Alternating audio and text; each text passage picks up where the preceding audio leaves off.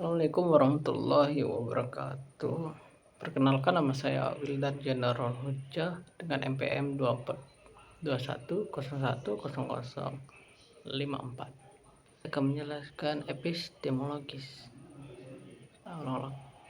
Epistemologis adalah cabang dari filsafat yang mempelajari tentang teori-teori pengetahuan, termasuk asal-usul, pembatasan, dan kebebasan.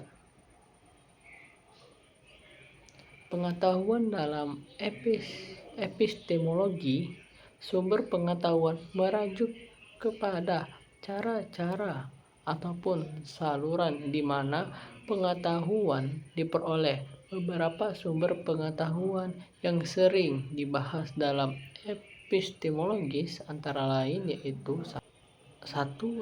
indera. Pengetahuan yang diperoleh melalui pengalaman langsung dengan dunia luar menggunakan panca indera seperti penglihatan, pendengaran, peraba, dan lainnya. Aliran empirisme menegakkan pentingnya pengamatan dan pengalaman untuk memperoleh pengetahuan. Yang kedua yaitu akal. Pengetahuan yang berasal dari penggunaan akal ataupun pemikiran logis. Rasionalisme berpendapat bahwasanya pengetahuan dapat dicapai tanpa perlu bergantung pada pengalaman indrawi, melainkan dengan berpikir dan merenung secara rasional. Dan yang ketiga wahyu ataupun referensi pengetahuan yang diperoleh melalui wahyu ataupun pengungkapan yang bersifat ilahi ataupun transendental seperti yang dikemukakan dalam agama-agama ataupun melalui pengalaman spiritual. Yang keempat yaitu institusi. Pengetahuan diperoleh melalui pemahaman langsung ataupun insting tanpa melalui pikiran yang rasional atau pengamatan empiris. Ini sering dikaitkan dengan pengertian yang datang secara tiba-tiba tanpa alasan yang jelas. Dan yang kelima yaitu tradisi ataupun otoritas. Pengetahuan yang diperoleh melalui ajaran dari otoritas ataupun tradisi dihormati seperti ilmu yang diturunkan dari generasi ke generasi atau ajaran dari pemikiran besar yang diterima secara luas. Etimologi ini bertujuan untuk memahami bagaimana pengetahuan diperoleh, kebenarannya, dan apa yang membedakannya. Pengetahuan yang sah dari keyakinan ataupun hanya asumsi yang salah. Pengetahuan dalam epistemologi, validitas dan sumber-sumbernya. Setiap sumber pengetahuan ini memiliki validitas dan keterbatasannya.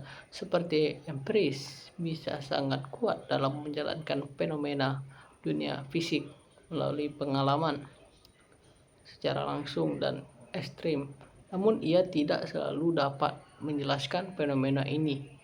Tidak bisa diamati secara langsung seperti pemikiran ataupun perasaan.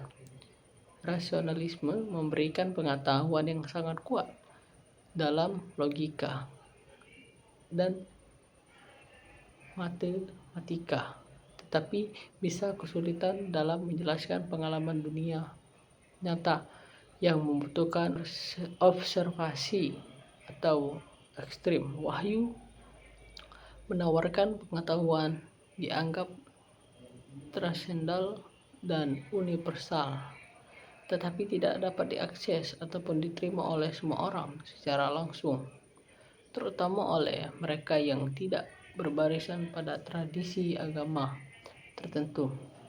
Institusi sering dianggap sebagai pengetahuan yang sangat personal dan sulit untuk dibuktikan secara objektif. Tradisi ataupun otoritas memberikan pengetahuan yang sangat berguna dalam mempertahankan kesinambungan budaya dan sosial, tapi juga bisa memproteksikan kesalahan ataupun kebohongan jika tidak diuji dengan kritis. Pada akhirnya, etimologi mengajak kita untuk mempertimbangkan bagaimana kita memperoleh pengetahuan dan membedakan pengetahuan yang benar dan pengetahuan yang salah, dan bagaimana cara sumber-sumber pengetahuan ini saling melengkapi ataupun bertentangan satu sama lain.